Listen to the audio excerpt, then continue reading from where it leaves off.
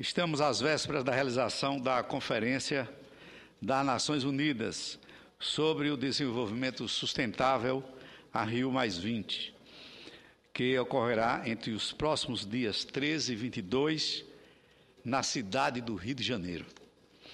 Os debates e as propostas da conferência serão orientados por dois grandes eixos: a economia verde no contexto do desenvolvimento sustentável e da erradicação da pobreza, e governança global para o desenvolvimento sustentável. Em outras palavras, o que estará em discussão é como fazer o desenvolvimento econômico andar junto com as necessidades de respeitar o meio ambiente e promover a inclusão social, e qual será a estrutura institucional necessária para que isso funcione na escala global. O principal documento a ser produzido pela Rio+20 tem um título ambicioso, que já mostra o tamanho desse desafio. Chama-se O Futuro que Queremos. Não será um tratado internacional com força de lei, mas sim uma declaração de intenções que mais servirá para a orientação geral da ação voluntária de governos, empresas e organizações sociais. Serão quase 200 países participantes, cada qual trazendo diferentes interesses. Por isso, a conferência já nasce marcada por certo ceticismo. A dúvida é se haverá capacidade de se chegar a consensos sobre metas, prazos e resultados definidos. E mesmo que esse objetivo seja alcançado, ainda será preciso verificar se os compromissos apontarão para uma mudança real nos padrões de produção e consumo, promovendo empregos decentes, inclusão social, ou se apenas promoverão uma maquiagem no sistema atual, que perpetua a desigualdade e aprofunda o esgotamento da natureza. Atualmente, a população mundial já consome 50% mais recursos naturais do que o planeta é capaz de renovar naturalmente. Nos próximos 25 anos, haverá cerca de 3 bilhões de novos consumidores pressionando com mais intensidade esses recursos. Nos próximos 20 anos, o acesso aos recursos naturais será o centro das políticas públicas e das estratégias dos negócios. É o que conclui uma pesquisa mundial da consultoria McKinsey, divulgada pelo jornal Valor Econômico no último dia 6 de junho. Além de fazer uma crítica dos padrões insustentáveis do atual modelo de desenvolvimento, é preciso agir positivamente. Apontar possibilidades e caminhos que possam nos levar a um modelo de desenvolvimento que seja ambientalmente responsável, socialmente justo e economicamente viável. Para isso, é preciso inovar e buscar soluções. Não podemos nos pautar pela ideia de que o meio ambiente é inimigo do desenvolvimento. Estudos e experiências concretas vêm demonstrando que isso não é só necessário, como é possível. Segundo o estudo da ONU, lançado no final de maio, a transição para uma economia mais verde poderia gerar entre 15 e 60 milhões de novos empregos em nível mundial nas próximas 2 décadas e tirar dezenas de milhões de pessoas da pobreza. Esse relatório, publicado pela iniciativa Empregos Verdes, que reúne diversas organizações internacionais ligadas à ONU, aponta que pelo menos metade da força do trabalho mundial, o equivalente a 1,5 bilhão de pessoas, será afetada pela transição para uma economia verde. Embora mudanças devam ser sentidas por toda a economia, 8 setores chaves deverão desempenhar um papel central e ser os mais afetados: agricultura, silvicultura, pesca, energia, indústria manufatureira, reciclagem, construção e transporte. O setor de energia renovável, por exemplo, já emprega cerca de 5 milhões de trabalhadores. No Brasil, esse setor é particularmente importante. A energia solar no país ainda é um imenso potencial inexplorado. O Brasil tem um dos maiores índices de insolação do mundo, que é a quantidade de energia do sol recebida pela Terra, que pode ser medida pela quantidade de horas de sol diretamente incidente no local. Isso devido à sua extensão territorial e à sua posição geográfica. Temos aqui uma média de 8 horas diárias de sol. Isso significa estar entre os primeiros lugares em termos de insolação. No entanto, não traduzimos esse potencial em geração de energia elétrica.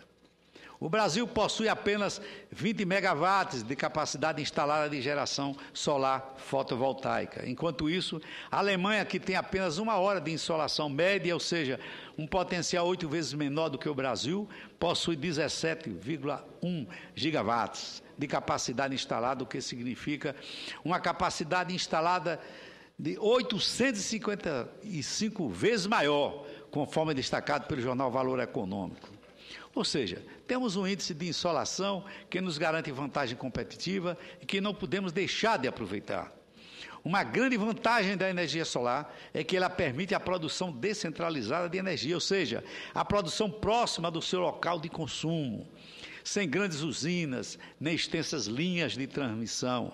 Isso pode significar uma redução de custo que a torne competitiva em face das demais fontes, se aliado a investimentos em tecnologia e incentivos públicos governamentais. O Brasil tem também a vantagem de contar com jazidas de silício, material que é utilizado na fabricação de painéis solares.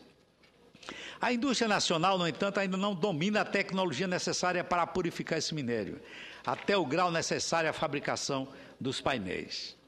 O domínio de toda a cadeia produtiva demanda valorização dos centros de pesquisa e investimento em ciência e tecnologia, bem como apoio financeiro dos bancos públicos, como o BNDES, que já vem incentivando as empresas nacionais nesse setor. Se observarmos, senhor presidente, que as regiões do país com maior potencial de desenvolvimento da energia solar são o interior do Nordeste, o Centro-Oeste e o interior da região Sudeste, perceberemos que o desenvolvimento da indústria nacional de energia solar poderá assegurar a criação de milhares de empregos, e empregos nas regiões interioranas do país. No norte, o potencial energético solar é menor por causa do excesso de umidade, que provoca nebulosidade e reduz a taxa de insolação, mas ainda assim elevada. Ao invés de pensarmos na energia nuclear, cujos rejeitos são de alta periculosidade e cujos acidentes podem ocorrer em qualquer lugar do mundo, vamos lutar pela energia solar. Para os analistas da ONU, no estudo já mencionado, os ganhos com os chamados empregos verdes tendem a ser mais elevados nas economias emergentes e nos países em desenvolvimento do que nos países industrializados. Isso porque seria possível passarmos diretamente para a tecnologia verde em vez de substituir a infraestrutura obsoleta. O Brasil já criou cerca de 3 milhões desses empregos, respondendo por cerca de 7% do emprego formal. O desenvolvimento de novas tecnologias é fundamental para resolver o problema do suprimento e da renovação dos recursos naturais. No entanto, é preciso que elas sejam associadas à criação de emprego e à produção descentralizada de renda, pois as revoluções tecnológicas não resolvem o problema das injustiças sociais, ou seja, não promovem por si só o acesso equitativo à riqueza produzida. Em alguma medida, para que isso ocorra, as necessidades dos mais pobres acabam se chocando com os interesses dos mais ricos. É por isso que se fala na necessidade de uma mudança real nos padrões de produção e consumo. É claro que essa transformação depende da adoção de uma correta combinação de políticas públicas. Essas políticas devem formar um conjunto coerente e colocar as pessoas e o planeta como elemento central. O que se percebe desde logo é que é falsa a afirmação que opõe a proteção do meio ambiente ao desenvolvimento e à criação de empregos. Os exemplos e as propostas existem. É preciso vontade política para fazê-las avançar e evoluirmos para um novo padrão e um novo modelo de desenvolvimento. Senhor presidente, o Brasil, Vossa Excelência deseja uma parte? Neste momento, eu concedo a Vossa Excelência com muito prazer. Senador Cristóvão Buarque, Vossa Excelência é um dos entendidos na produção de energia, principalmente a energia verde. Senador Valadares, o que o senhor traz aqui é mais do que nós estamos acostumados nessa sala, que são discursos sobre o que acontece hoje, sobre os problemas conjunturais. O que o senhor traz aqui é o despertar de nós todos para uma reorientação do nosso modelo de crescimento, do nosso modelo econômico, do nosso modelo de desenvolvimento. Não dá para continuarmos crescendo com a mesma base de produção energética. E eu não falo só a energia que a gente usa nas casas, a energia que a gente usa para mover os transportes públicos, os transportes privados. Não dá. Nós temos que mudar a maneira como nós consumimos e produzimos energia. Esse país já mostrou que é capaz de reduzir o consumo durante o famoso apagão. Nós precisamos mostrar que somos capazes de produzir energia conforme as novas tecnologias. E aí eu coloco eólicas e solar, como o senhor colocou. Claro que hidrelétrica é importante, mas nós temos que estar na ponta. E, mais uma vez, senador Assir, estamos perdendo o bonde. Estamos chegando atrasados. Imagine se há 20 anos, um país que tem a energia solar que nós temos, tivéssemos investido na nossa universidade, nosso centro de pesquisa, criado um centro tipo CTA só para energia solar. Hoje estaríamos na ponta. Perdemos. Hoje a Alemanha está muito na nossa frente, Israel está muito na nossa frente, a Espanha está na frente na energia eólica. Ficamos para trás. Por isso que eu tenho dito que nós somos um país emergente, mas emergente tardiamente. A gente chegou agora, emergiu nesse mundo da riqueza do produto interno bruto, no momento em que o produto interno bruto está sendo contestado como o símbolo de riqueza. E produzindo de uma maneira que nós sabemos não é sustentável por muito tempo. O senhor traz aqui um alerta que a gente devia levar para a Comissão de Economia, por exemplo, para a Comissão de Infraestrutura, onde a gente fica debatendo projetos de lei, ouvindo presidente do Banco Central como hoje, mas está faltando um debate sobre as condições estruturais da economia da sociedade brasileira. E o senhor traz, sobre um aspecto fundamental, que é a energia, esse tema. Eu gostaria que isso fosse levado para um debate na Comissão de Infraestrutura. Gostaria de lhe sugerir, se não fez ainda isso, a proposta de uma audiência na Comissão de Infraestrutura sobre energias alternativas no Brasil. Qual o estado da arte nesse país, no Brasil, e o que fazer para dinamizarmos não só o uso de outras energias, mas o desenvolvimento da tecnologia dessas novas formas de energia. Fica aqui a minha sugestão. A sugestão de Vossa Excelência, sem dúvida alguma, que contribui para o fortalecimento da nossa tese. Tudo o que aqui nós apresentamos, todas as nossas ideias, também são objeto de debates, não só nas comissões, também em discursos proferidos aqui por senadores, principalmente por Vossa Excelência. Porque o Brasil, conforme sabe Vossa Excelência, talvez, entre todos os países do mundo, o que dispõe das melhores condições para realizar uma transição efetiva para uma economia verde. Vossa Excelência bateu na tecla certa.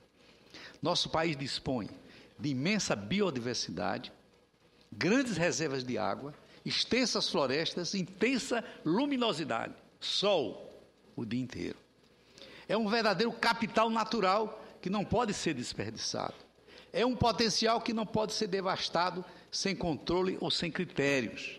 Temos ainda o desafio de melhorar a qualidade de vida nas áreas já ocupadas, sobretudo nas grandes áreas urbanas, onde as concentrações populacionais estão degradando em ampla escala os recursos naturais, como a água, por exemplo.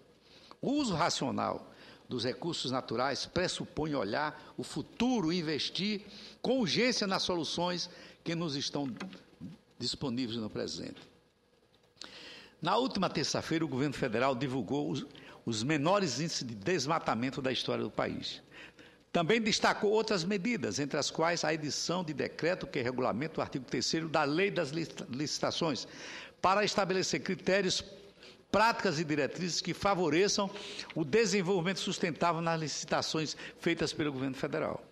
A criação e ampliação de parques nacionais e florestas e o decreto que institui a Política Nacional de Gestão Ambiental e Territorial de Terras Indígenas.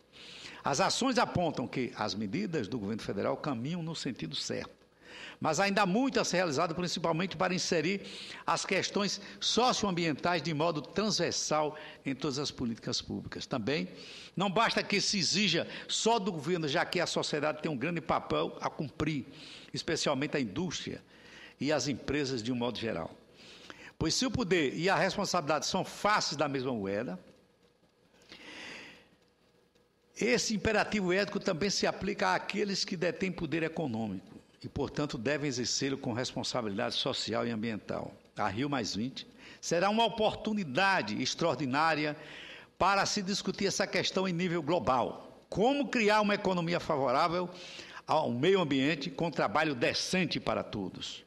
Apenas para exemplificar, cito duas propostas interessantes que deverão ser postas em discussão na Rio+20. Primeira, a criação de objetivos do desenvolvimento sustentável, que, a exemplo dos objetivos do milênio, seriam compromissos com metas, prazos e resultados definidos. Segunda, a substituição do conceito de produto interno bruto para medir a atividade econômica por um indicador de desenvolvimento sustentável, que, além do crescimento econômico, tenha indicadores de redução da pobreza e outros que sirvam para quantificar o passivo ambiental que é produzido no curso do desenvolvimento. O desafio está posto. Como bem lembrou o senador Rodrigo Hollenberg, nosso companheiro de partido, em recente artigo no jornal Correio Brasiliense, a Rio+20 será uma oportunidade para a reavaliação estratégica dos rumos da sociedade mundial. É lamentável que a crise econômico-financeira atual faça os governos europeus, norte-americanos e mesmo de países emergentes importantes relegarem as preocupações com o meio ambiente e com a inclusão social a segundo plano. A crise poderia ser uma oportunidade para a mudança, para uma reinvenção do modelo de desenvolvimento, pela assunção de compromissos concretos que coloquem a preocupação com o ser humano e sua qualidade de vida no centro do debate, fazendo a economia girar a seu favor. Em outras palavras, seria o momento de ousar. É isso que esperamos da Rio+20. Só podemos chamar de desenvolvimento o processo capaz de oferecer condições dignas e qualidade de vida para todos os habitantes da Terra. Esse é, afinal, o futuro que queremos. Era o que tinha a dizer, senhor presidente. Muito obrigado.